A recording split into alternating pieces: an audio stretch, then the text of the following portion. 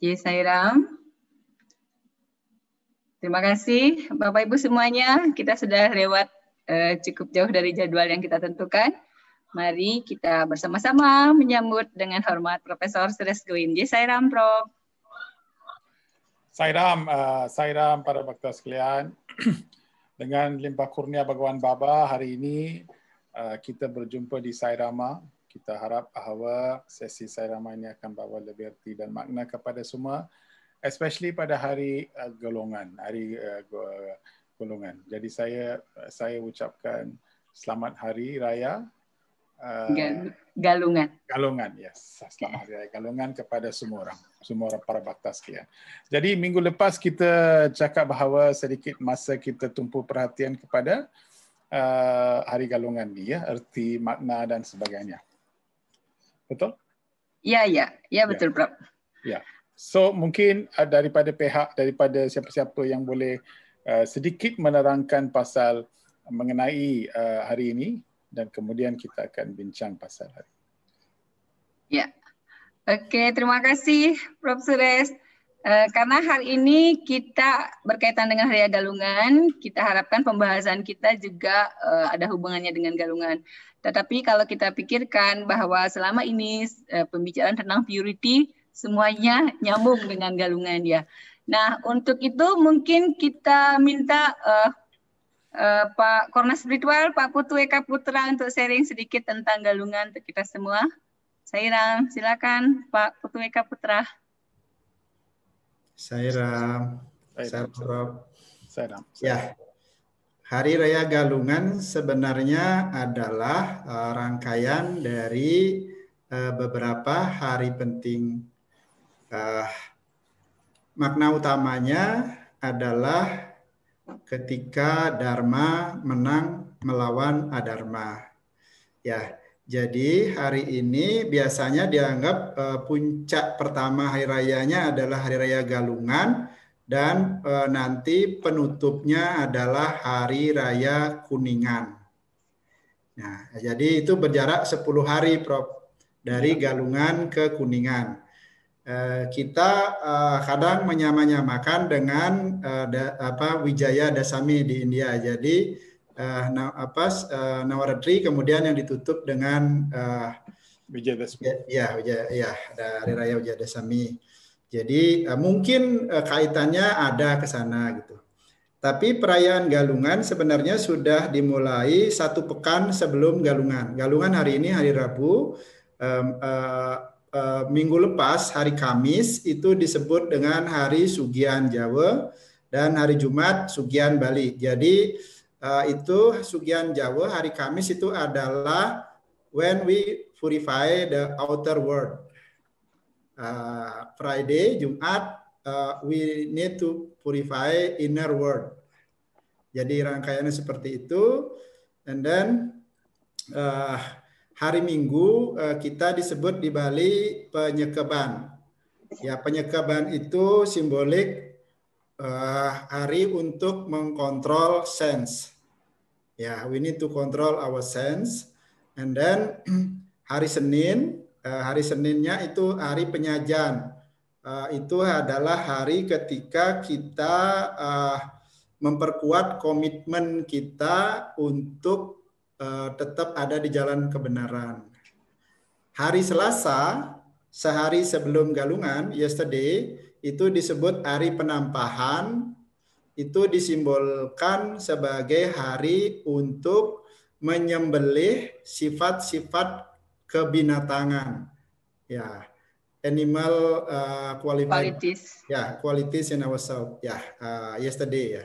Dan kalau kita berhasil di hari kemarin itu menyembelih, membunuh sifat-sifat animal, hari ini kita merayakan Galungan.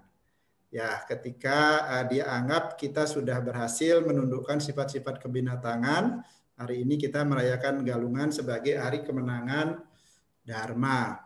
Seperti itu. Tetapi jadi kalau di dalam konsep ini dianggap bahwa di dalam diri kita ada dua kekuatan, ya, kekuatan buruk dan kekuatan baik, dan itu selalu berperang. Dan Hari Galungan ini adalah rangkaian untuk memperkuat komitmen bahwa sifat-sifat baik yang harus menang melawan sifat-sifat buruk. Sedangkan nanti puncaknya hari Sabtu Minggu yang akan datang itu disebut Hari Kuningan. Itu dianggap sebagai Kuningan itu dianggap sebagai hari keheningan, hening, silent ya. Ketika kita puncak dari wisdom itu adalah silent.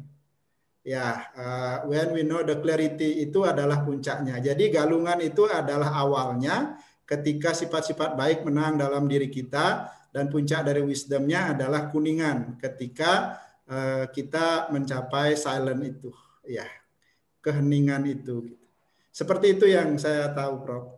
Saira. Oh, terima kasih.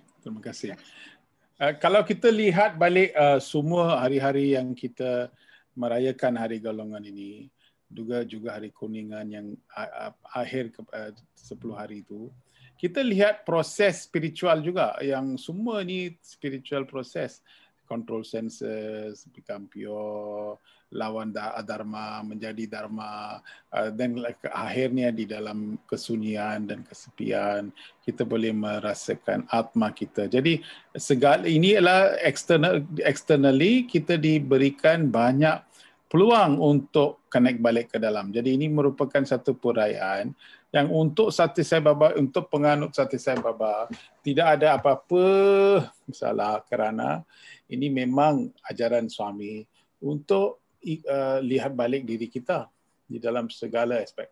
Kalau kita lihat juga pada Hari Galungan, saya juga ada baca bahawa ada bambu, kan? Bambu. Ya, benjol, Bro. Benjol, ya. So bambu, ya, bambu ini ada juga simbol dia. Bambu, kalau kita tanam bambu, kita siram air dan sebagainya, tidak akan tumbuh. Tapi setelah dia sudah tumbuh, dia akan tumbuh dengan pesat. So banyak kali kita lihat bahawa bila kita buat sadhana, bila kita pergi spiritual, kita lihat kadang-kadang banyak bhajan kita hadir, banyak meditasi kita buat, tapi kita fikir tidak ada banyak perubahan.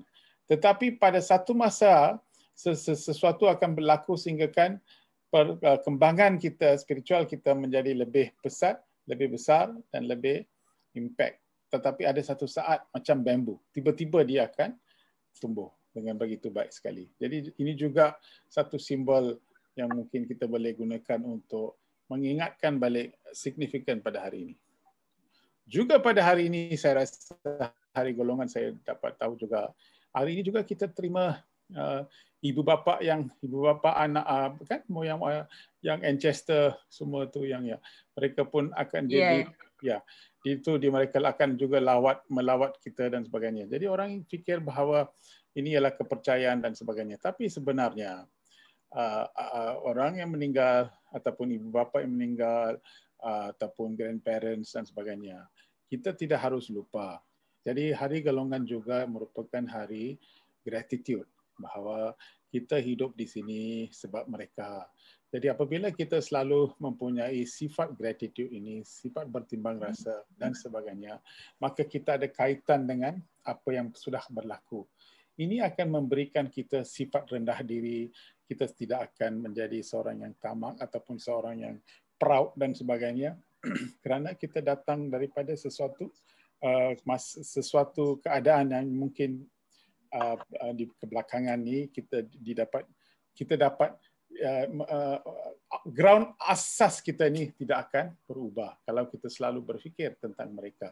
Dan juga mereka juga di dalam alam yang mereka itu, peluang mereka juga memberikan mereka restu mereka, doa mereka dan sebagainya kepada kita. Itu sebab 10 hari ini juga diberi keutamaan untuk menjadi lebih spiritual. Orang yang ambil lebih banyak spiritual, rendah diri, yes. Rendah diri, ya betul, terima kasih, rendah diri. So sifat rendah diri, kerana ini akan memberikan kita selalu sedar bahawa saya ini datang daripada satu sumber, saya mesti hormat kepada semua dan sebagainya. So sifat pertimbang rasa, sifat rendah, semua ini adalah sifat-sifat yang memberikan bantuan kepada kita supaya kita menjadi orang spiritual yang baik. Orang yang spiritual yang baik supaya kita pun dapat sampai ke destinasi kita. Ya, Sairam. Jadi lebih dalam maknanya dari Prof. Suresh. Ya. Oke. Sairam, Bapak Ibu yang lain mungkin mau berbagi tentang bagaimana melaksanakan galungan hari ini, berbagi pengalaman. Bagaimana kita memaknai lebih dalam perayaan galungan ini? Ada yang mau berbagi kah? Ya. Jadi tadi disampaikan bahwa di momen galungan ini juga kita tunjukkan rasa terima kasih kita kepada para leluhur kita, kepada orang tua kita. Nah, Bhagawan juga bersabda bahwa orang tua kita adalah wakil Tuhan di dunia. Jadi tidak ada beliau, tidak ada kita. Ya, Prof ya. Ya. Dan kita menjadi lebih humble. Humble is rendah hati, Prof, not rendah diri. Rendah hati, sorry. Ya, rendah hati ya. Oke. Bapak Ibu ada yang mau berbagi? Atau mungkin ada yang bertanya tentang topik minggu lalu, karena tadi kalau berkaitan dengan galungan, puncaknya itu adalah bila kita silent nanti, pas kuningan, pas hening itu. Tapi minggu lalu kita bahas tentang control our words. Jadi kalau kita control our words, itu juga menuju keheningan ya, Prof? Ya, kita harus sedar bahawa di dalam kesunyian sahaja kita boleh dapat sedar diri, bukan dalam bunyi. Kalau kita lihat, bila kita tanam benih, benih itu akan tumbuh dengan baik. Tetapi bila dia nak jadi satu pokok yang besar tu, semua dibuat dalam keadaan sunyi sahaja. Tapi bila pokok itu tumbang dan jatuh, banyak bunyi. So creation is silent, destruction is noisy.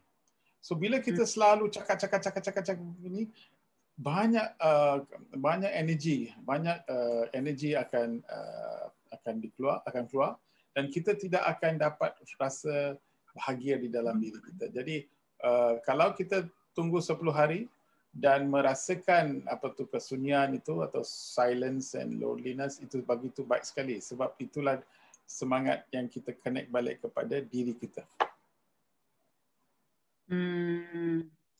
Ya, itu perjuangan yang berat ya, karena anugerah dari Tuhan bahwa kemampuan kita berbicara itu adalah anugerah yang begitu suci dari Tuhan. Jadi mesti kita hargai benar-benar setiap kata yang terucap. Tapi itu latihannya susah ya, Prof ya, kontrol. Itu sebab 210 hari kan, tiap-tiap 210 hari kita merayakan hari galungan ni. Untuk apa? Untuk revision.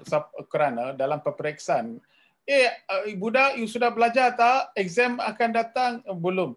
You kena pergi revise your exam, you revise, kena belajar balik. Jadi tiap-tiap kali kita suruh anak-anak kita revise supaya dia belajar baik, supaya dalam peperiksaan dia boleh tulis jawapannya dengan betul. So sama dengan itu, dengan hari galungan dan hari festival-festival yang baik, perayaan yang lain.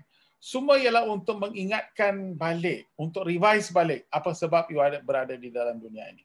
Apa sebab you diberikan nyawa ini. Apa sebab kita diberikan peluang di dalam dunia ini untuk merayakan, untuk hidup di dalam dunia ini. So dengan kesedaran ini kita akan dapat lebih erti kepada apa yang benar dan apa yang palsu. Jadi kalau kita lihat pada hari pertama sekali, kita sudah tahu bahawa ini adalah satu perlawanan Dharma against adharma. Okay. So tapi kalau Dharma menang, kita boleh merayakan hari ke-10 iaitu hari silence. Kita boleh merayakan the silence. Kerana hanya di dalam Dharma sahaja kita boleh dapat silence. Tapi di dalam kalau adharma ada banyak bunyi. Kita tidak boleh silence. Selalu bila seorang buat sesuatu yang salah, Dia tak boleh tidur dengan lena sebab ada sesuatu yang selalu cakap ini betulkah, tak betulkah, ini haruskah, tak haruskah, dan sebagainya. Tetapi apabila kita buat segala perbuatan kita dengan dharma, kita tidak ada apa-apa bunyi di dalam hati kita. Kerana kita tahu bahawa apa yang kita buat itu, niat kita baik, motif kita baik, maka bunyi di dalam alam yang dalam ini tidak akan bunyi kuat. So ini merupakan silence. So silence ialah reward, ya hadiah, anugerah. Kepada siapa? Kepada sesiapa yang jalan atas dharma. Ini sebab kita mesti ada perlawanan dengan adharma ini, bukan apa-apa. Kerana untuk merayakan the silence. Kerana ini ialah hak kita. Kita harus dapatkan silence ini yang begitu sunyi dan begitu baik sekali. Kita harus merayakannya. Tetapi oleh kerana banyak bunyi di dalam pemikiran, banyak fikiran dan sebagainya, macam gelombang di dalam laut, maka kita tidak rasa selesa, kita tidak rasa baik dan sebagainya. So this is the ultimate. Yang hari yang ke-10, bila kita cakap hari itu ialah hari di mana kita dapat silence. Silence itu ialah lifestyle. Bukan kita tak payah tunggu lagi hari galungan. Tiap-tiap kali kita mesti dapatkan, tiap-tiap saat kita mesti rasa silence. Inilah sebab mengapa banyak perayaan diturunkan hanya untuk mengingatkan balik jalan baik untuk balik kepada asal usul kita.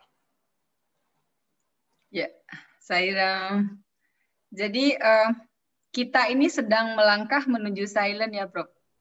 Ya, silent. Apa namanya? Saya ini mungkin tambahkan sedikit. Hari Kuningan itu, jadi di Bali diasumsikan dengan warna kuning sering. Tetapi sebenarnya hari Kuningan itu adalah dari kauningan. Jadi dari kata uning. Uning itu artinya tahu. Tapi tahu apa namanya pengetahuan atau wisdom, mungkin tepatnya itu lebih tepat itu adalah wisdom. Tetapi kauningan ini, tahu ini, wisdom ini itu adanya di dalam keheningan, yaitu silent. Ya. Jadi there is have to meaning di sini, Prof. Ya. Tapi silence dengan wisdom sama juga. Kerana orang yang sangat mempunyai wisdom akan menjadi silent. Orang yang kurang wisdom akan bunyi banyak. Sama juga. Lagi satu erti untuk hari yang ke-10 itu ialah mau dekat dengan Tuhan, isn't it? Kalau apabila apa yang kita buat, kita sedang mendekati dengan Tuhan kerana perasaan kita, dengan pemikiran kita dan sebagainya. So, akhirnya bila kita menjadi seorang bijaksana, orang yang bijaksana selalu senyap, selalu quiet. Kalau kita tanya, macam itulah. Saya pun. Orang-orang yang alim kita nampak, orang-orang alim dia selalu tidak macam pandai. Dia selalu diam. Hanya bila tanya sahaja dia akan bagi tahu. Kalau tak mau pun tidak tahu, tak kisah. Kalau kita cakap dia bodoh pun dia tak kisah. Ya memang saya bodoh. So artinya kita sudah capai satu tahap di mana dharma sudah menang adharma. Wah. Wow. Itu apa namanya target kita nanti ya. Bahwa kita sampai ya silent. Ya. Tapi kalau walaupun 10 hari ini adalah satu proses. Kalau kita lihat, for example, hari ketiga kita potong itu binatang, banyak tempat di orang potong binatang. Tapi sebenarnya seperti apa Bapak cakap tadi, sebenarnya apa yang kita harus potong ialah sifat kebinatangan kita, tamak kita, marah dan sebagainya. Kita harus buang segala. Jadi tiap-tiap hari golongan ini, tiap-tiap minggu golongan ini, kita mesti sedia untuk berikan satu negative quality yang kita ada. Marah ke, tamak ke, cakap orang lain ke, satu we can have to sacrifice. So daripada saat ini, daripada hari ini, kalau perayaan ini mau memberikan kita lebih manfaat, ialah kita mesti doa, oh Tuhan, saya nak berikan satu sahaja pada you. Jadi sifat inilah saya berikan. Sifat buruk yang kita bagi. Ini sifat kita kena potong. Bila kita potong ke sifat ni, maka kita akan menjadi lebih dan lebih dekat kepada apa arti itu silence.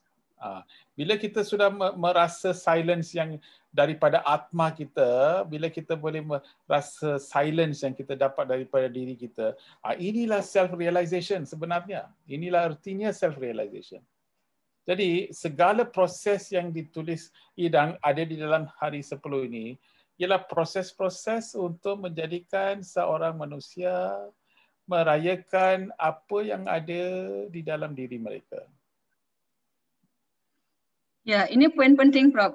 Jadi kita mesti korbankan setidak-tidaknya satu sifat buruk dalam diri kita, ya, Prof. Ya, ya betul.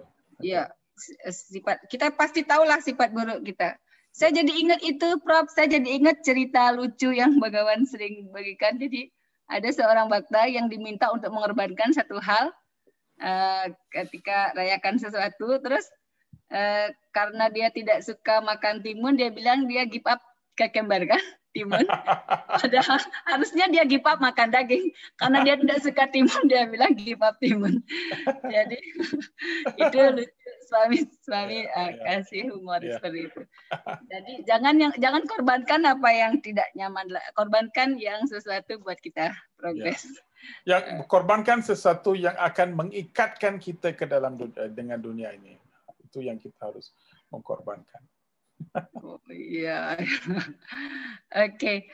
Nah, Bapak Ibu yang lain silakan berbagi pengalaman, sharing, bertanya juga boleh. Sebelum ini, Prof, minggu lalu ada pertanyaan. Kita kan bicara, boleh bertanya tentang topik minggu lalu ya, Prof ya? Boleh, boleh. Ya. Jadi kita minggu lalu bahas tentang karena kita lagi belajar mendengar suara hati waktu minggu lalu itu, di mana kita selalu belajar untuk diskriminasi. Jadi diskriminasi yang kita maksud adalah belajar untuk membedakan mana yang baik dan mana yang buruk. Kemudian ada peserta yang bertanya, bukankah Tuhan mengajarkan kita untuk tidak melakukan diskriminasi?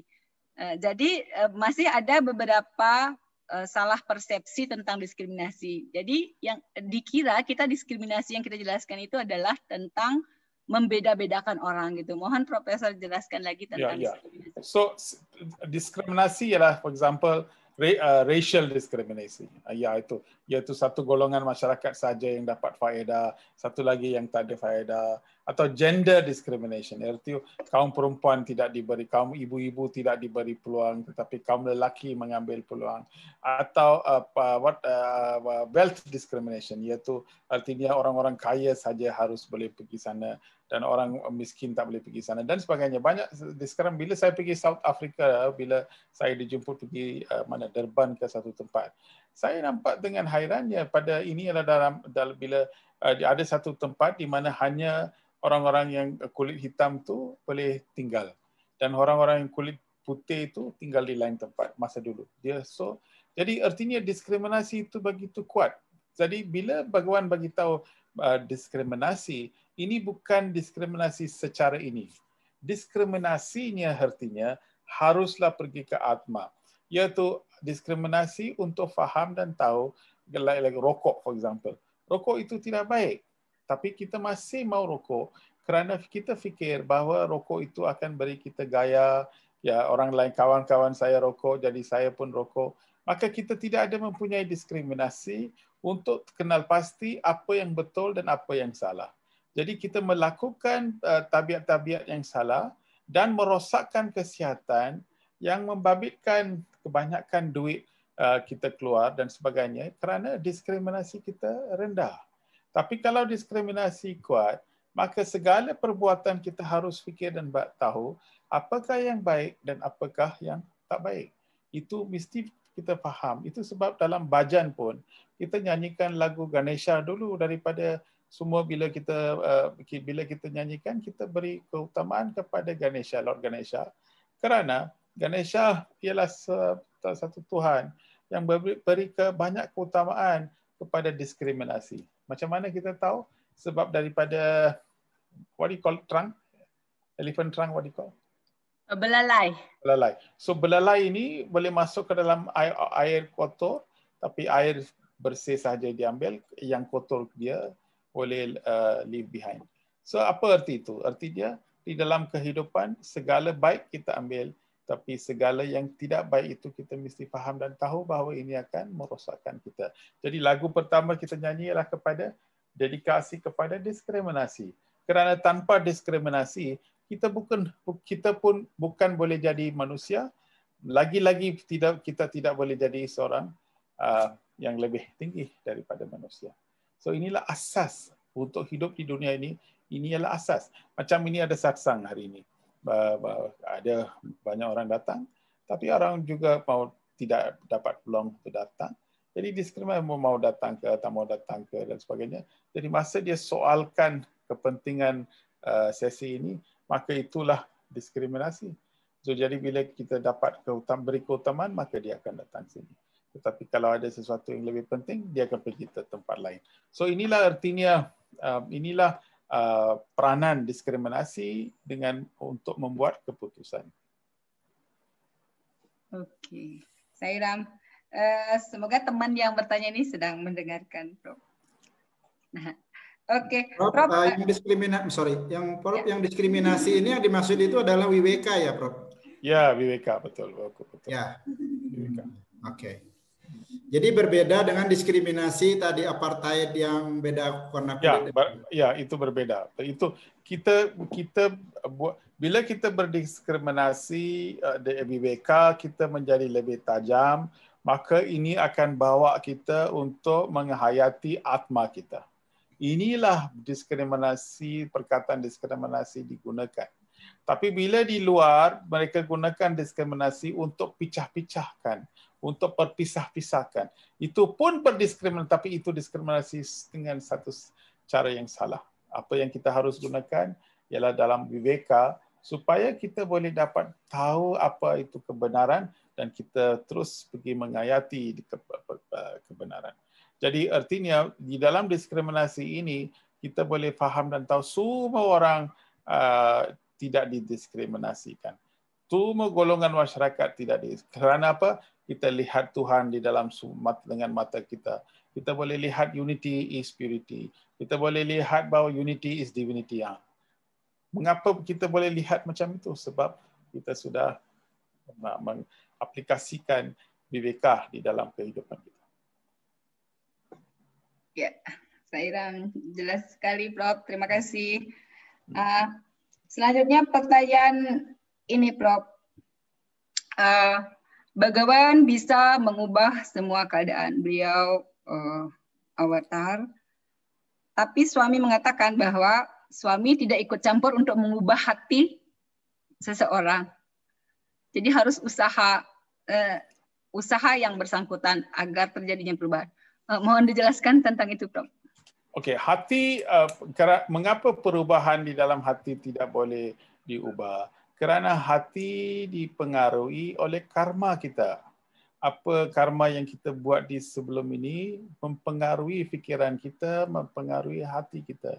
Jadi kalau Bhagawan mempengaruhi hati kita ataupun menawar ataupun menarik hati kita, maka Bhagawan is interfering in the karma.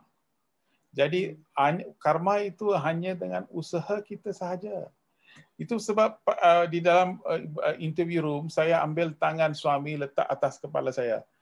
So suami cakap, what are you doing? So saya cakap, saya mau enlightenment. Saya mau sekarang. Bagi saya enlightenment sekarang, Baba. Baba cakap, enlightenment bukan business transaction lah untuk saya beri dan you ambil. You have to work for it. Artinya karma yang kita itu kita harus kerja dan untuk mengatasi karma kita. Baru kita boleh dapat kesedaran ini. Jadi itu sebab suami boleh ubah semua-semua, tapi dia tidak boleh apa yang kita sudah buat dulu. Jadi dengan doa, apa yang kita buat, mungkin kita dapat mengurangkan impak itu. Tetapi apa yang harus berlaku, haruslah berlaku. Itulah artinya perkataan itu. Oke. Kayak kita punya deposito atau tidak gitu ya, Prof ya? Ya. Kalau kita buat dalam bank itu kita buat duit, kita ambil lah. Bila kita tak ada duit, kita boleh ambil duit. Tapi kita tunggu di depan ATM machine 1 jam, 2 jam, 3 jam, and then bank manager datang tanya, apa pasal you tunggu sini lama? Saya mau keluarkan duit saya. Okey, mengapa you keluarkan lah? Tapi saya letak kad ini, duit tak ada keluar. So bank manager pun masuk itu kad, dia cakap, oh tak ada, ya memang betul lah, duit tak ada keluar. Berapa duit dalam itu? Oh, saya tak ada bubuh apa-apa duit pun. Habis you tunggu sini buat apa? Semua orang masuk itu kad, dia keluarkan duit. So saya pun fikir bahawa kad saya masuk, saya boleh keluarkan duit. Tapi kalau kita tidak bubuh apa-apa, macam mana kita boleh keluarkan? Iya. Mesti kita taruh dulu supaya bisa. Ya. Oke, Prof. Terima kasih. Ya, pertanyaan sudah dijawab. Bapak Ibu, silakan ada yang bertanya lagi. Seram, Sis. Mau tanya, Sis. Oh iya, Pak. Silakan. Ya, pertama-tama selamat Hari Galungan kepada teman-teman Hindu yang merayakan. Oke. Selanjutnya, Prof. Suresh, saya mau tanya nih, Prof. Di awal-awal kita menjadi baktanya Baba, maka sepertinya Baba itu hadir, kita bisa mimpi Baba, kita bisa bersama Baba, begitu, mimpi kita. Nah, selanjutnya, lama-kelamaan, tidak pernah rasanya kita, apakah Baba hadir, apa enggak, gitu. Dalam artian, bagaimana caranya, semacam kita ini dikontrol oleh Baba begitu, Bro. Artinya kan awal-awal itu sepertinya Baba itu memperhatikan kita memimpikan Baba, awal-awal ikut Baba, ikut saya Baba.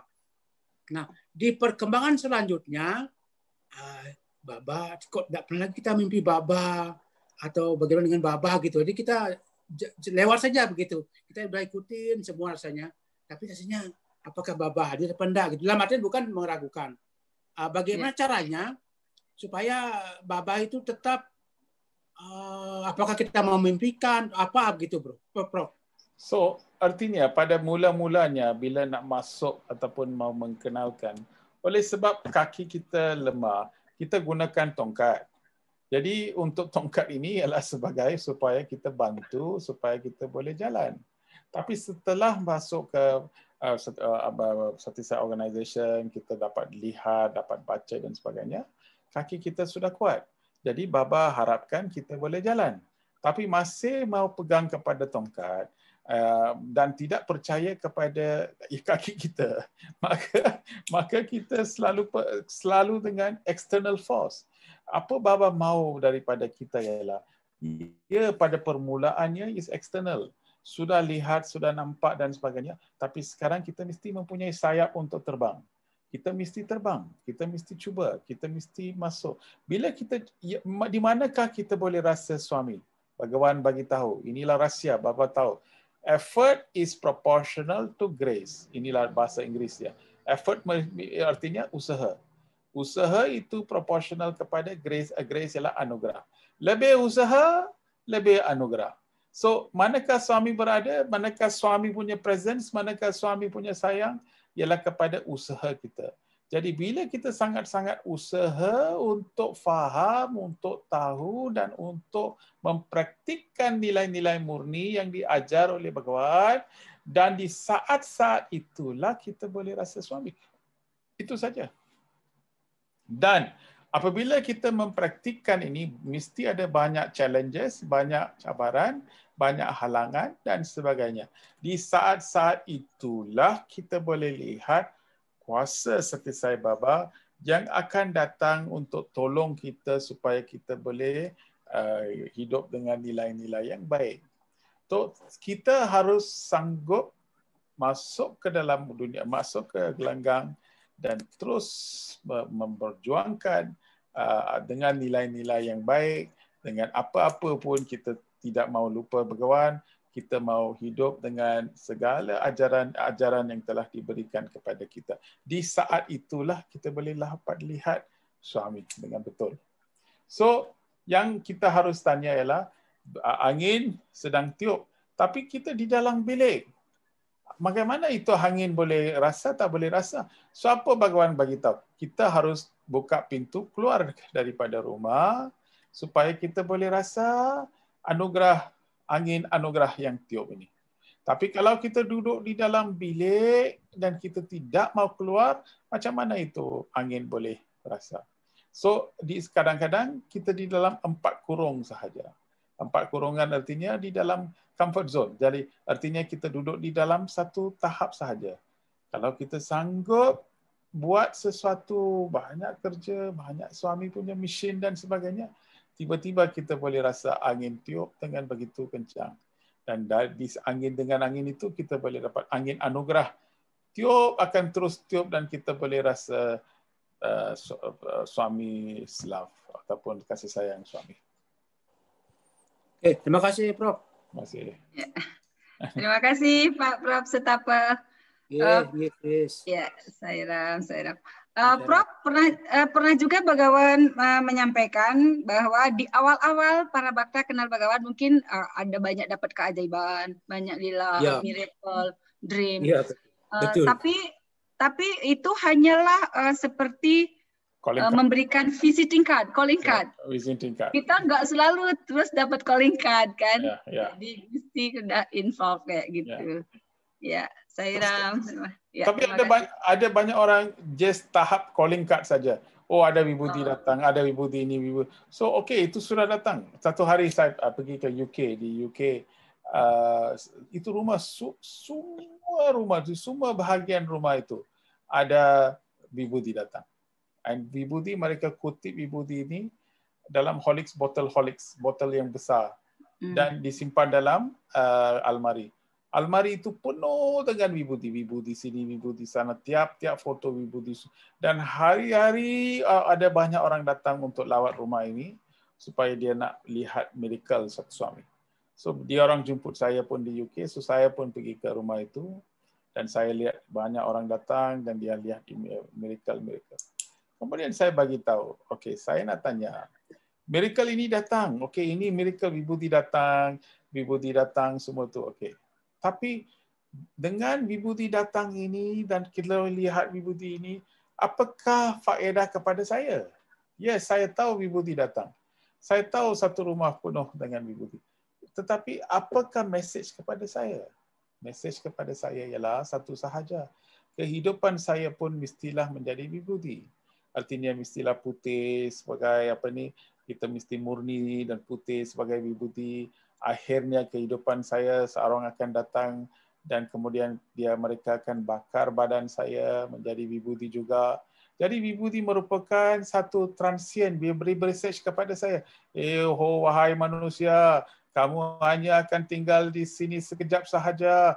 Bangunlah daripada tidur, sedarlah diri kamu. Kamu bukan manusia, kamulah Tuhan dan sebagainya. Jadi Vibhuti ini bagi message yang begitu kuat sehingga kan kita tidak mau bangun daripada ketidur kita. Jadi kita di dalam tidur kita just look at the Vibhuti begitu baik itu. Jadi message yang kita bawa ini ialah lebih penting daripada apa yang kita lihat. So inilah apa yang penting. Ya, apa makna dari miracle itu yang lebih penting dari miracle-nya itu sendiri ya, Prof? Ya, betul. Iya. Kalau misalkan calling card itu jangan sampai kita hanya berhenti pada batas calling card. Ya. Kalau itu signpost, bila saya datang ke airport Jakarta, so saya nak datang ke bandaraya, so dia ada signpost Jakarta. So bila saya pergi itu signpost Jakarta, saya tunggu sana 1 jam, 2 jam, 3 jam, 4 jam, 5 jam. Tiba-tiba orang telefon saya, Prof, mana you sekarang? So saya sudah di Jakarta. Jakarta mana? Ada satu signpost, dia cakap Jakarta. Bukan, you harus ikut itu signpost, terus datang ikut signpost. Jangan berdiri dekat signpost. So bila kita berdiri di signpost, kita tidak akan sampai ke Jakarta. So artinya banyak. Okay.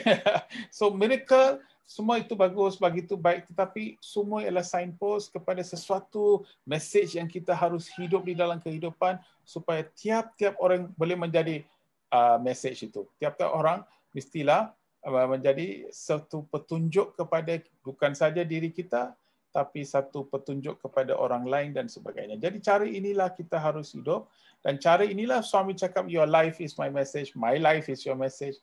Macam itulah artinya dalam kehidupan kita, message kita hidup ialah message suami. Itulah artinya. Ya, luar biasa, Prof. Ya. Indah sekali, sangat terang penjelasan Prof. Suresh. Nah, Prof, ini ada yang bertanya, vibuti itu bahannya apa ya, Prof, katanya? Saya dapat tahu bahwa you know that mereka bakar yang apa tu kaudang apa dipanggil kaudang yang lembu kaudang. Oh iya, kotoran lembu. Tai sapi ya. Iya, kotoran sapi itu. So mereka dapat keringkan dan kemudian bakarkan, dan kemudian daripada itu dia jadikan habuk. Inilah satu cara orang buat ni. Dan so jadi ini ada ubat pun, dia macam ada ubat pun. Jadi dia ada cara ubat dan cara mereka buatkan ini seperti itulah. Iya. Oke, Prof. Terima kasih. Prof, ini udah deket. Ada lagi kah Bapak Ibu yang bertanya? Sairam ya. Ya, Prof. Berkas, silakan. Ya, Prof, jika seorang spiritual untuk melawan adharma, dia harus wise, dia harus lebih humble. Tapi kenapa Krishna justru create itu Kurukshetra, Prof? Terima kasih, Prof. Di Kurukshetra ialah sebab Pandawa ialah dharma, Kaurawa ialah adharma. Orang dharma harus lawan dengan, dia bukan lawan pasal diri mereka, dia lawan pasal prinsip. So bila dia lawan pasal prinsip, dia dharma mestilah menang. Jadi untuk menang dan untuk supaya manusia itu akan menghayati dharma, haruslah raja-raja di masa itu lawan adharma. Jadi Krishna bersama dengan dharma lawan adharma. Kita mesti faham bagaimana itu adharma sudah wujud. Sebab itu Kaurawa tidak mau beri apa-apa pun. Dia rampas semua tanah, rampas itu negara, rampas itu kerusi, semua dirampas. Akhirnya Krishna pergi sendiri tahu. Tuhan, Krishna ialah avatar. Dia sendiri pergi ke rumah Kaurawa, palace. Palace how you say in bahasa? Istana. Ya, dia pergi istana Kaurawa dan tanya pada orang mereka. Tak apalah, you jangan gaduh. You bagi dia, kalau tidak boleh itu 5 orang, bagi dia 5 negara lah. You besar, you punya 5 negeri. Dia cakap tak boleh. 5 distrik, wilayah. Tak boleh. Okey, tak apa. 5 kampung. Tak boleh. Jadi dia tanya sampai dia cakap, Kaurawa orang cakap bahawa ini saya tidak akan beri satu needle how you say bahasa needle jarum, satu jarum tanah yang jarum ini jatuh, satu itu tanah pun saya tidak boleh beri. Jadi mengapa Krishna bagi tahu? Untuk menunjukkan kepada dunia betapa kuat dia punya adharma, berapa tinggi dia punya adharma. So untuk orang seperti itu, kalau mereka memerintah negara, maka negara semua rakyat akan suffer, akan derita. Jadi Krishna menggunakan peluang ini untuk ajar apa arti itu dharma dan adharma, dan supaya dia boleh lawan dan menang balik peperangan itu. Kalau tidak, adharma itu akan menang. Dan bila adharma itu menang, maka kita tidak akan dapat diselamatkan. Ya. Oke. Terima kasih, Prof. Suresh. Terima kasih. Iya. Itu untuk memberi keteladanan untuk kita. Ya, Prof. Ya. Iya, betul. Iya. Kita bisa belajar banyak dari Mahabharata. Bahkan dibilang kalau kita mau ajarin tentang kehidupan anak-anak kita, tinggal baca Mahabharata dan Ramayana.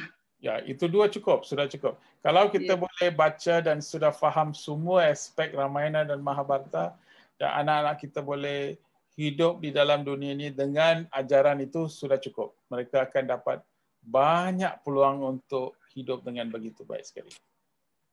Ya. Atau baca buku Prof. Suresh, Unleashing Success Principle of Mahabharata. Sudah disarikan. Betul, itu pun boleh. Itu pun boleh. Iya, itu bagus. Terima kasih banyak, Prof. Suresh. Ya. Ya. Oke, Bapak Ibu ada yang bertanya lagi? Atau mungkin kita bisa masuk ke slide? Ya, masuk slide. Oke. Lisadi, silakan.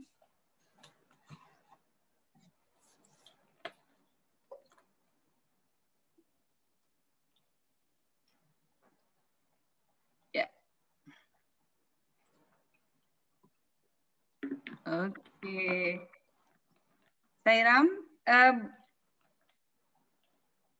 ya, oke Bapak Ibu, kita lanjut dari pembicaraan minggu lalu tentang watch, control our words, action, thought, character, and heart.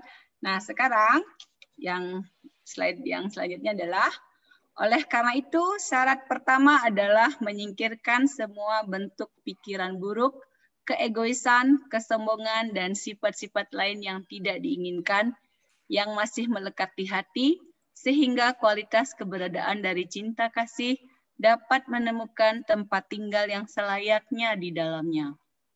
Hanya hati yang dipenuhi cinta kasih adalah hati yang murni dan suci.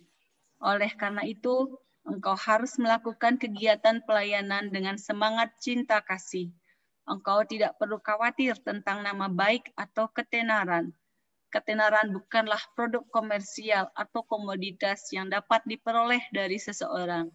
Ia mengalir secara spontan seperti sungai yang dimulai dari aliran kecil, kemudian bergabung menjadi aliran yang lebih besar di sepanjang perjalanan alirannya. Janganlah mencari nama baik atau berkeinginan agar diperlakukan secara khusus. Pusatkan pikiranmu pada tujuan yang ingin dicapai.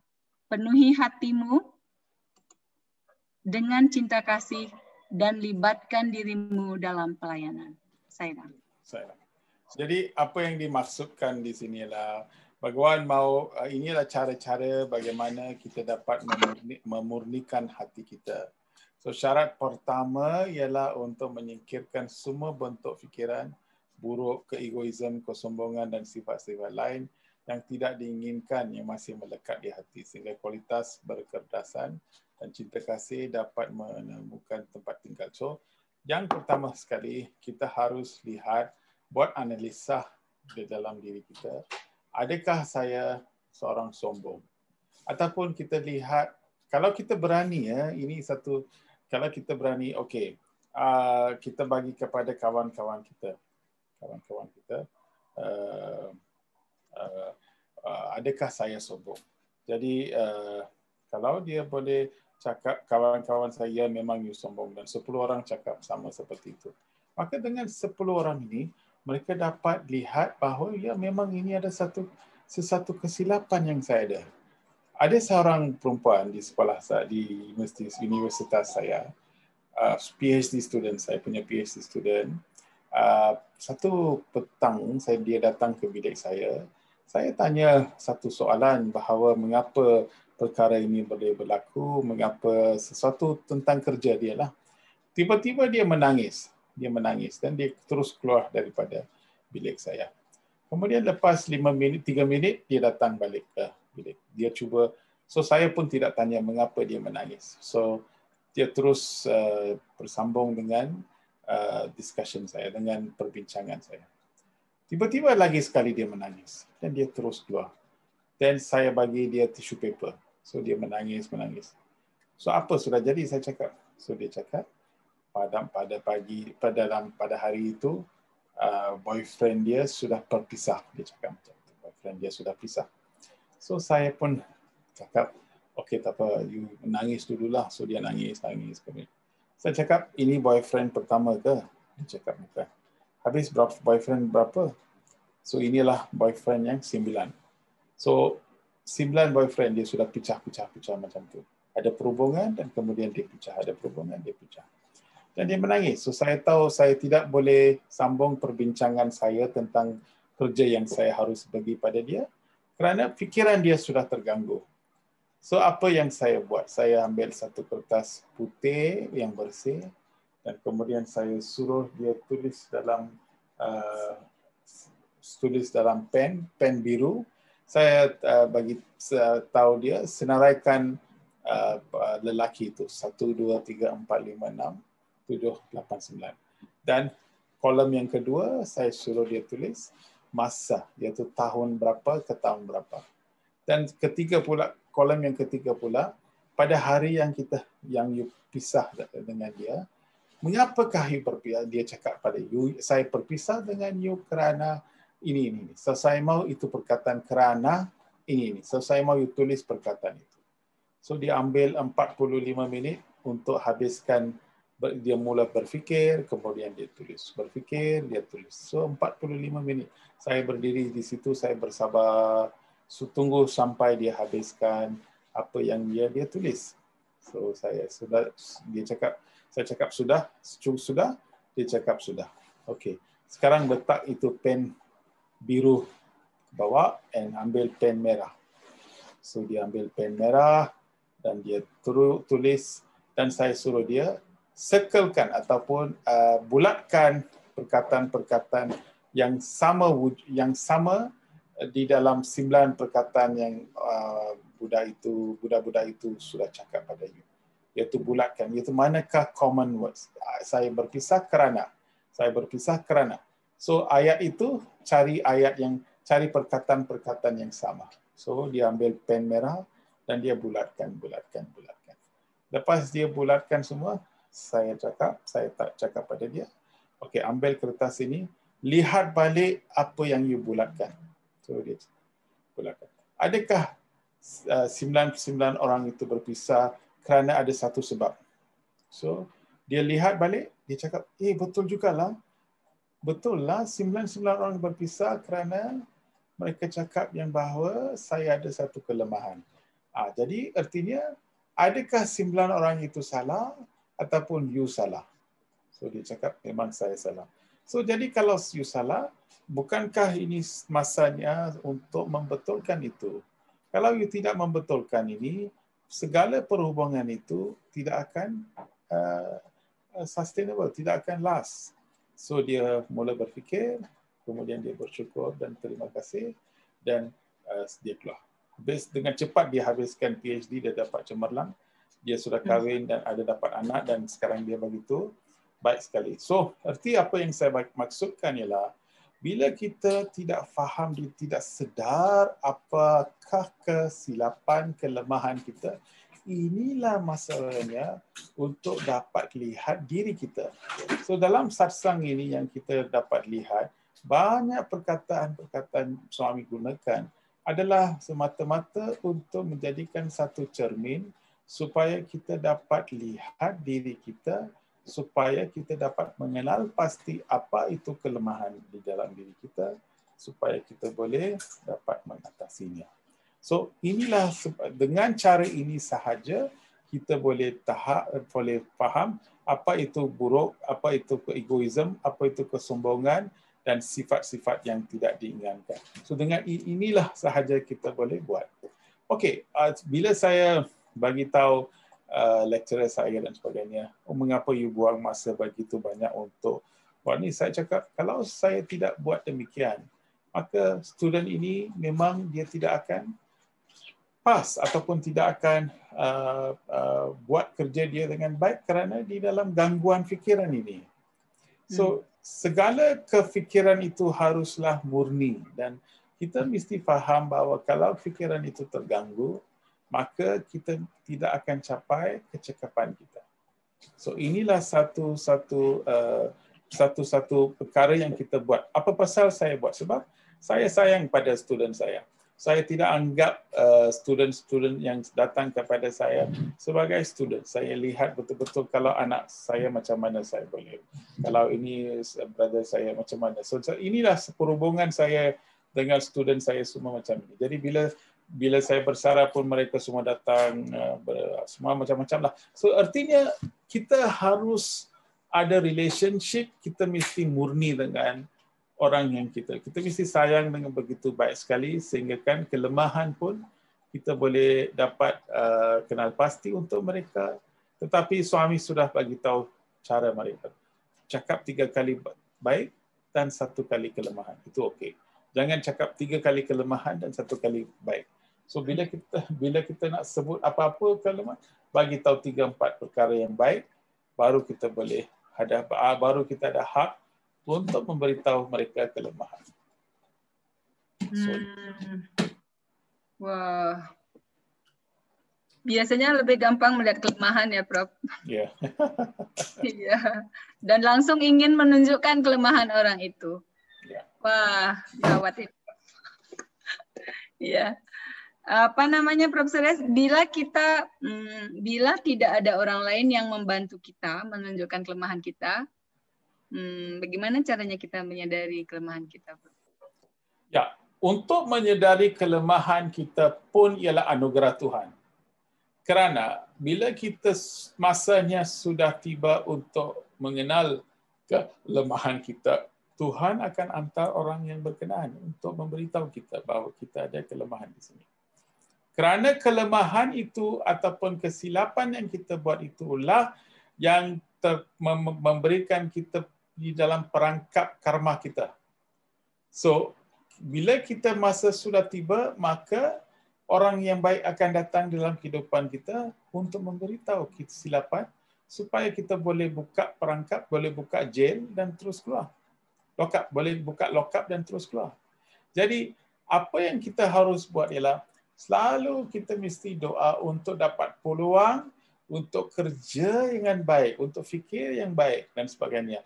Kita mesti dapat anugerah. Anugerah yang baik ialah kawan-kawan yang baik. Saya bagi tahu terus terang, bukan duit dan sebagainya. Anugerah yang baik ialah Sangha of the Sat, means Company of the Truth. Jadi 65 orang yang sanggup duduk bersama-sama pada hari golongan ni, duduk bersama dengar bersama. Okey, ini adalah harta kita. Orang-orang yang baik yang mau balik pulang ke rumah selesai, inilah harta kita. Harta ini kita mesti jaga dengan begitu baik sekali. Inilah kita mesti memupuk. Dan orang-orang seperti inilah yang akan memberikan kita panduan dan juga memberitahu kita apakah kekuatan dan kelemahan. Oke. Terima kasih banyak, Prof. Prof, mungkin kalau kita dalam perjalanan spiritual sama-sama siap untuk menerima masukan atau kritik, kita lebih berani terbuka. Tapi kalau kita misalkan berada di dunia yang lain, bukan dunia spiritual, misalkan urusan masyarakat, kayak gitu, apakah juga sama cara kita memberikan masukan? Kadang-kadang tidak kena gitu, Prof. Jadi, what's the meaning of that? I don't understand. Okay. If we are in the same spiritual journey, it is easier for us to give suggestion, so our friend is also will not get disappointed with what we are talking about. But if we are in the community, not in spiritual community, what is the way for us to give suggestion or correct others, something like that? Okay, saya sudah faham. Okay, artinya di dalam spiritual senang. Actually sebenarnya kadang-kadang spiritual pun lagi susah daripada di luar. Kadang-kadang di dalam spiritual pun kita beritahu sesuatu, dia akan fikir bahawa kita ego dan sebagainya.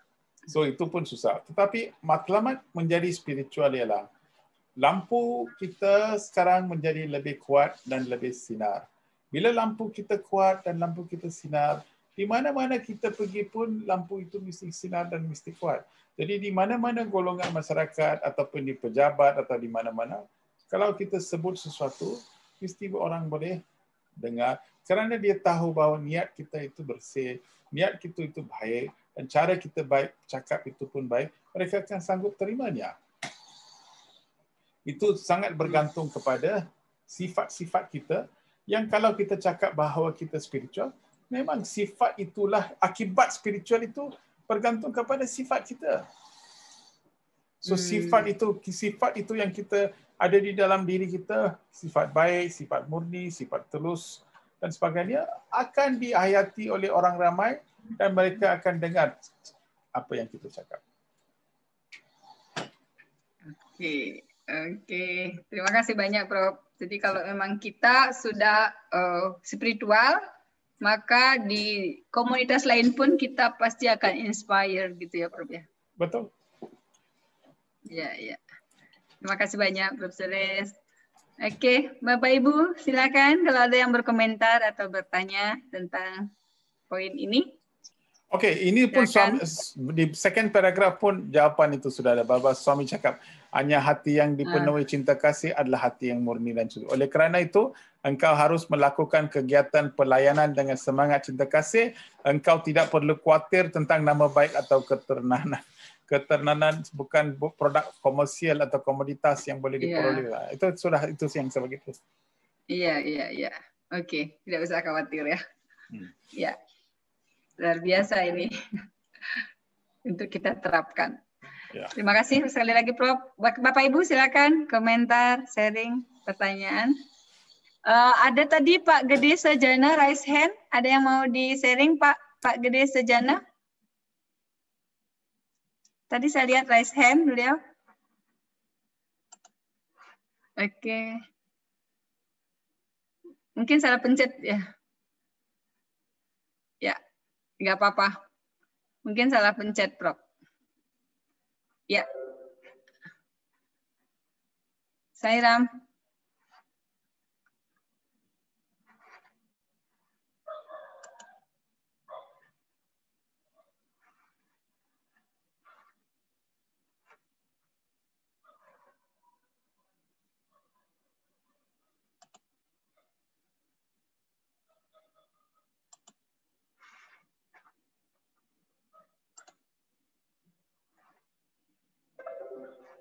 Om Sairam. Sairam. Ya. Saya sempat. Ya. Sairam. Ya, Sairam bro silakan. Ya. Saya mau tanya Prof. Ya. Mengenai kita diajarkan oleh suami bagaimana pikiran kita baik, perkataan kita baik, dan perbuatan kita baik. Dan sinkron antara pikiran, perkataan, dan perbuatan itu kalau kita terapkan setiap hari, hari-hari kita menerapkan itu dengan tidak banyak beda lah antara pikiran, perkataan, dan perbuatan. Apakah itu bisa membuat pengaruh kepada keyakinan orang kepada kita, seperti trust, seperti kita berbicara dengan seseorang karena kita dalam hati itu seperti tadi disampaikan, kita niat kita baik dan itu pengaruhnya apakah dari orang yang kita ajak bicara itu begitu lebih gampang mereka percaya sama kita. Itu mungkin Prof. Apakah ada sesuatu energi yang strong untuk influence untuk orang tersebut trust kepada kita. Mungkin itu Prof yang saya mau tanyakan. Oke, saya pikir saya faham tapi saya tidak pasti saya faham. Mungkin boleh sedikit dalam bahasa Inggris betul. Okay.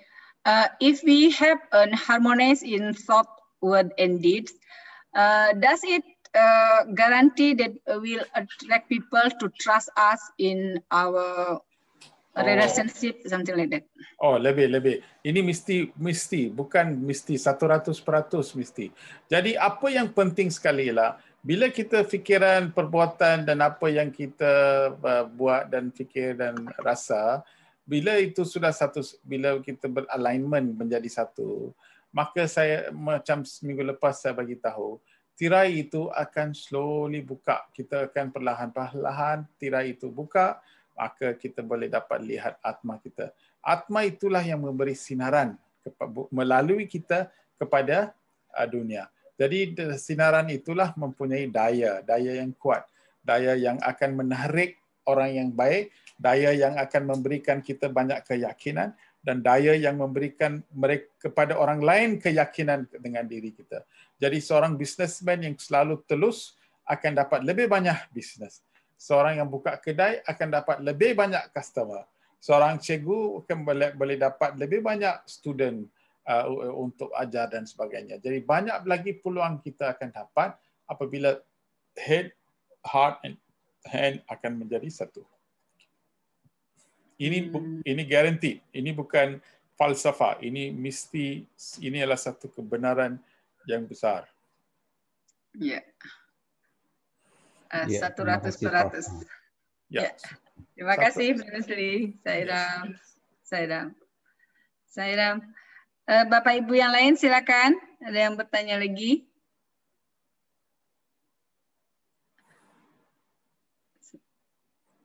Oke, boleh tulis di chat box bila ada. Kita masih ada berapa menit lagi? Bila tidak, gimana Prof? Bisa ke slide selanjutnya? Ya, selanjutnya. Ya. Oke, Beli Sadi. Nah, slide yang 10. Tuhan itu maha hadir. Jadi, janganlah bertindak yang berbeda saat engkau jauh dari kehadiranku secara fisik. Selalu sadari dan dimanapun juga, sadarilah kehadiranku. Elinglah bahkan saat engkau melakukan tugas-tugas kecil. Pertahankan keheningan di kedalaman relung hati maupun di luar. Gita berkata, tangan dan kaki Tuhan ada di mana-mana. Engkau dapat mendengarkan langkah kakinya hanya jika tidak ada suara lain yang menghalangi. Tuhan dengan kasih karunia-Nya yang tak terbatas mengambil wujud yang diinginkan penyembahnya. Dia adalah kemurnian. Dia adalah kebijaksanaan tertinggi. Dia selalu bebas, selalu berbelas kasih. Kembangkan kesadaran akan Tuhan. Lihat Dia dan layani Dia di setiap makhluk hidup. Saya. So jadi ini slide sangat penting kerana hari golongan ini, hari raya golongan, kita merayakan hari ini dengan perkataan-perkataan suami dengan begitu baik sekali. Suami minta kita menghayati Tuhan seperti ini, bahawa Dia Tuhanlah kemurnian, Tuhanlah kebijaksanaan yang tertinggi, Tuhanlah bebas, Tuhanlah tidak berbelas kasih dan sebagainya. Jadi inilah ciri-ciri Tuhan. Jadi siapa-siapa yang kita jumpa, ini ialah satu wajah Tuhan. Mana-mana kesempatan yang kita ada itu diberi oleh Tuhan. Jadi segala apa yang kita rasa dan segala peluang yang kita ada itu diberi oleh Tuhan. Jadi ini slide begitu penting untuk hari ini kerana hari-hari ini merupakan hari gratitude, hari yang kita mesti bertimbang rasa. Gratitude apa yang kita cakap dalam bahasa Malaysia? Bahasa Indonesia? Penuh syukur, hari bersyukur, penuh terima kasih. Ya, hari bersyukur kerana kita harus bersyukur kepada apa yang kita sudah ada. Itu nenek moyang dan sebagainya pada hari ini mereka turun daripada sana ke bumi untuk memberikan kita restu dan sebagainya. Jadi kita doa bahawa mereka akan selalu gembira di dalam alam mereka dan memberikan segala kerestuan kepada kita. Jadi ini semua ialah tanda-tanda kesyukuran yang kita harus rasa pada hari ini. So inilah satu perkataan satu slide yang penting sekali kita lihat. Janganlah bertindak yang berbeza saat engkau jauh. Jadi daripada selalu mana-mana kita pergi, kita harus rasa kehadiran suami. So, macam mana kita tahu dalam center kita tidak minum? Sebab apa? Center itu tempat sembahyang. Jadi kawan kita jumpa, kita pergi ke pub. So sekarang kita di dalam pub. So sekarang orang pub kita boleh minum. Center kita tidak boleh minum. Apa pasal? Sebab center ada tuh, baba ada. So pub, para bakta sekalian fikir baba suami tak ada? Oh, itu semua dalam hati dia. So, jadi dalam hati suami tinggal. Jadi bila kita pergi pub pun kita selalu sedar, oh suami tidak akan suka pada kegiatan seperti ini. Jadi di mana-mana pun ada satu suara di dalam hati kita yang memberikan kita halat tuju dan panduan yang baik supaya kita tidak dapat buat apa-apa kesilapan. Jadi dengan fikiran ini sahajalah kita akan selalu fikir bahawa suami bersama dengan kita kerana kehadiranku selalu, dan dimanapun sedarilah kehadiranku. So inilah untuk memberikan kita satu perasaan bahawa inilah yang harus dipanggil. Hari ini golongan saya dapat baca dalam satu buku bahawa golongan also is satu lagi perkataan English yang dia translate ialah prevail. Prevail means di seluruh tempat, di mana-mana pun mesti ada. Itu di dalam bahasa English lah dia cakap. So prevail means Tuhan ialah prevailing semua tempat, di mana-mana pun saya boleh rasa. Jadi ini erti bahawa karakter saya konsisten. Bukan di center saya satu watak, dengan kawan lain saya satu watak, di luar saya satu watak. Jadi di keluarga saya satu watak. Jadi kita di mana-mana pun kita rasa yang sama saja. Jadi untuk dapatkan konsistensi in our character, kita harus fikir bahawa di segala semua tempat Tuhan itu bersama dengan kita.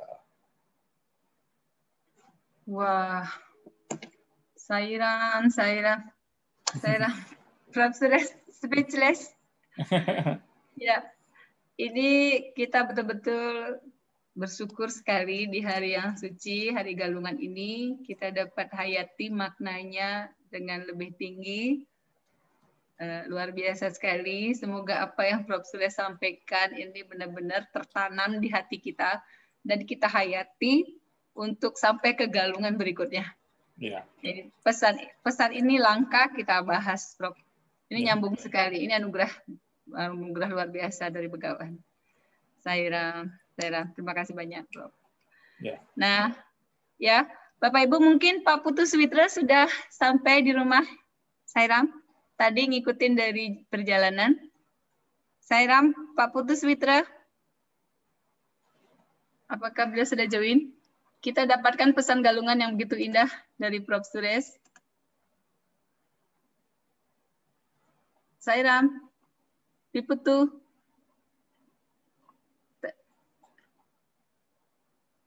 Ya, kita tunggu Pak Putu. Sairam. Oke. Sairam, sis, saya sedikit. Boleh, bro, silakan. Ini the last point ya, the last point. Statementnya ini luar biasa sekali. Iya, bikin terharu banget. Dia dan lihat dia dan layani dia di setiap makhluk hidup. Nah, mungkin orang-orang vegetarian ini sudah sedikit ada naik grade ya untuk ini. Cuman kadang-kadang vegetarian tapi masih menyakiti binatang. Contoh ada binatang masuk seperti lipas. Orang Malaysia bilang lipas ya. Kalau kita kecoa itu disemprot, dikasih mati seperti itu. Nah ini kadang-kadang dilematis memang. Ya kita di satu sisi mau menyayangi setiap makhluk hidup, di sisi lain takut kalau ada makhluk seperti yang saya katakan tadi kecoa atau lipas masuk dan serangga-serangga masuk ke rumah. Ini yang kita alami. Sairam, terima kasih. So dalam Bhagavad Gita, bukan di Krishna suruh dia bukan bunuh lipas, bukan bunuh serangga, dia suruh habiskan manusia yang lain. Jadi artinya bila ada sesuatu yang tidak memberikan kita keselesaan, kita tidak pergi cari lipas daripada hutan dan bunuh. Itu lipas datang ke rumah kita dan akan merosakkan segalanya ataupun serangga. Jadi kita ada hak untuk mempertahankan diri kita.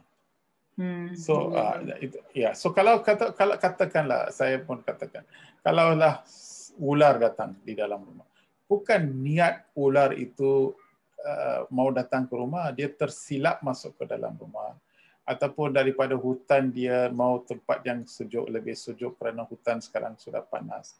Dia cari-cari, tiba-tiba dia masuk ke dalam rumah. Bukan pun dia faham dan tahu bahawa ini adalah ini rumah orang lain. Dia tidak tahu. Dia sebenarnya dia tidak baca buku, dia tidak pergi universitas dan sebagainya. Itu ular. Dia rasa ada satu tempat yang lebih teduh, dia masuk sahajalah. So bila dia masuk ke tempat kita ini, kadang-kadang kita pun rasa takut, panik dan sebagainya, dan ambil rotan ke kayu ke dan pukul dengan dia. Saya rasa itu tidak baik. Apa yang harus kita buat ialah kita tolong keluarkan itu bawa ular itu ke satu tempat yang lebih selamat supaya kita boleh biarkan itu di satu tempat, mungkin di hutan ke di tempat supaya dia boleh hidup dengan baik di dalam hutan, sebab semua harus hidup. Di dalam rumah saya ada satu masa bee, how you say honey bee? Laba-laba ya? Ya. Laba-laba. So laba-laba datang lebah. Yeah. Lebah datang ke rumah depan, ada satu pokok. Di bawah pokok itulah kita ada satu tulisi di mana pagi-pagi isteri saya pergi untuk menyalakan lampu pagi-pagi. Tapi di atas pokok itu ada lebah. Jadi kita hari-hari kita doa kepada lebah. Okey, lebah, ini you sudah datang ke rumah saya. You sudah mau buat lebah ini. You sudah buat ini. Banyak lebah di sini. Satu kali goyang ke apa ke, mungkin you akan kacau. Kalau dikacaukan, mesti you datang untuk kacaukan kita. So saya sekarang doa bahawa kita tidak akan kacau you sama sekali. Tapi biarlah saya doa, biarlah isteri saya mau nyala itu lampu ini untuk tulasi itu. Jangan gigit dia. Kita pun sayang pada you, kita macam tu. Saya doa hari-hari, saya doa macam itu. Dan kemudian itu honeybee yang besar itu pada satu masa, lepas berapa hari, saya ingat 7, 8, 9 hari, semua lebah keluar dan pergi ke lain tempat. Jadi kita dengan penuh kasih sayang, kita boleh mengatasi masalah kita. Segala masalah. Jadi enggak perlu bunuh, Prof? Itu tidak, kita tidak bunuh itu lebah ataupun ular dan sebagainya. Tapi kadang-kadang lipas datang, dia sudah masuk ke rumah dan dia akan rosakkan itu. Jadi kita pun doalah, bukan you kalau kita biarkan you di sini, nanti you akan rosak. So kita tidak ada peluang. Jadi kita doalah, jangan buat macam itu. Tetapi kalau harus kita kan lipas sekarang kita ada banyak jenis spray dan sebagainya, jadi kita buat macam tu, lipas itu akan meninggal. Tapi ini kita juga doa, ini merupakan peluang kita melepaskan roh dia. satu peluang untuk melepaskan roh dia daripada macam itulah. Jadi kita kalau terpaksa kita kena jaga diri dan kita buat. Jadi bukan niat kita untuk bunuh sahaja, tapi niat kita ialah untuk mempertahankan diri. Ya. Wah. Saya ada cerita lucu itu, Prof. Saya cerita sama suami kenapa ada tikus masuk rumah padahal rumahnya bersih, saya bilang gitu. Ya bolehlah kita ini, dia sudah ganggu. Jadi saya taruhin racun tikus, Prof. Itu racun tikus yang biasanya dimakan sama tikus, dia nggak makan. Jadi aneh sekali. Jadi dia nggak ngerti. Saya jadi berpikir apakah Begawan melindungi sehingga dia selamat, nggak dimakan. Aneh itu. Jadi mungkin karena memang terhindar dari membunuh. Saya doakan juga dia tidak masuk rumah lagi. Zaira, ya. Ya, saya Ramsi, silakan. Saya mau berbagi kisahnya sama seperti Sis Sumarini. Iya. Saya cerita sedikit ya. Ini udah lama sih, sekitar 2 tahun yang lalu. Pernah tikus memang masuk ke rumah karena tetangga sebelah itu dia pindah kan habis dikontrak, jadi rumahnya tuh dibongkar apa begitu, mungkin banyak sampah sehingga dari jendela rumah kami itu kebetulan yang di atas di lantai 2 itu masuk tikus gitu. Di atas kebetulan altar kan. Jadi saya berdoa kepada Begawan, Baba, saya tidak ingin ada pembunuhan di rumah ini, saya bilang, karena saya takut nanti dikejar-kejar sama suami saya, tikus itu takutnya kena keplok itu nanti pingsan gitu kan. Jadi saya bilang supaya nggak ada pembunuhan di rumah ini, tolong Baba, saya nggak kepingin ada pembunuhan di rumah ini, tolong biarkan dia pergi lagi ke tempat asalnya. Kemudian nggak lama, berapa hari lamanya setiap pagi saya lakukan habis melakukan itu doa, akhirnya tikus itu udah hilang sendiri. Sampai saat ini mudah-mudahan nggak pernah ada lagi. Mudah-mudahan nggak lagi deh. Mudah-mudahan ya. Dilema kita. Tanya demikian, Sister. Makasih. Iya, terima kasih. Terima kasih Marati, Sairam.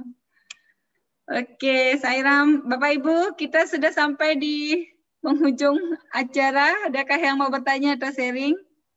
Bila ada yang bertanya, kita mohonkan waktu Prof. Suresh. Bila tidak, ini luar biasa sekali. Di Hari Raya Galungan kita dapatkan pesan yang begitu indah dan mendalam. Ini mesti kita garis bawahi. Pesan penting dari suami, bahwa suami ada di mana-mana. Jadi jangan pernah meragukan tentang hal itu. Beliau kasihnya sangat tak terbatas, mengambil wujud apapun yang kita inginkan. Dan kemurnian adalah wujud dari Tuhan. Sairam. Nah, Bapak Ibu yang terkasih, bila tidak ada yang bertanya atau sharing, kita mungkin akhiri sesi kita, sesi yang ke-50 malam ini. Om Seram, Prof. Suresh. Salam. Ya. Prof. Suresh, terima kasih banyak telah meningkatkan kesadaran kami memaknai lebih dalam galungan ini. Benar-benar lebih dalam dari apa yang kami pahami selama ini, Seram, Prof. Nah, ya, Bapak Ibu semuanya, saya yakin semuanya juga saya mewakili semua peserta Seram mengucapkan terima kasih kepada Prof. Suresh. Sekali lagi selamat merayakan galungan semuanya. Mari kita akhiri sesi kita dengan hening dan kemudian tutup dengan Samasta Loka Sukino Bhavantu.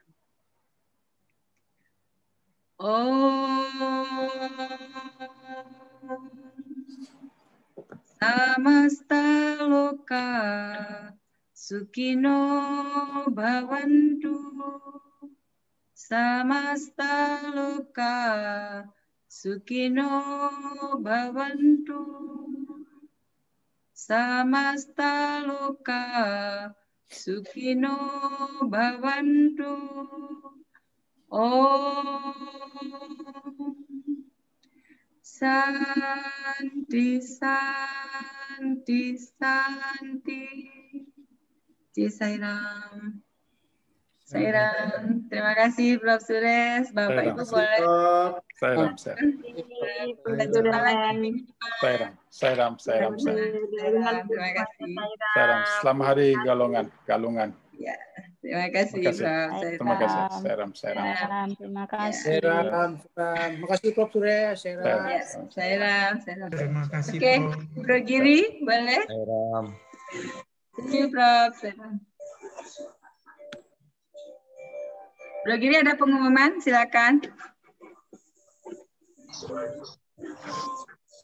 Sairam, Bro Giri ada pengumuman? Oke, bila tidak, sekali lagi terima kasih banyak Bapak Ibu. Terima kasih, Bu Kader.